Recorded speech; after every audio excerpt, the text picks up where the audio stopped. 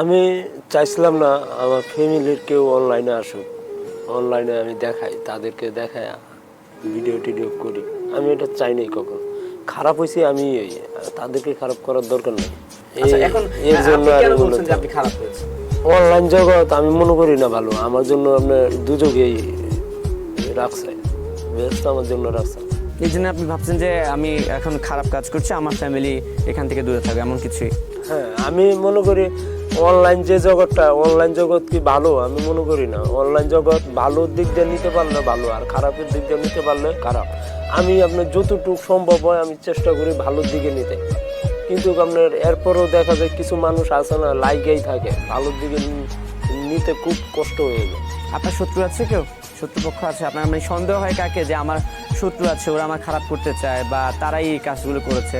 শুনেন, এক হাতে কোনোদিন তালি বাজান। মানে তার মানে আপনি বলছেন যে কেউ একজন এখানে পেছনে আছে? আছে, অনেক মানুষই আছে। সন্দেহ হয় নাকি বা তারা কারা হতে পারে, হ্যাঁ, কেন করছে?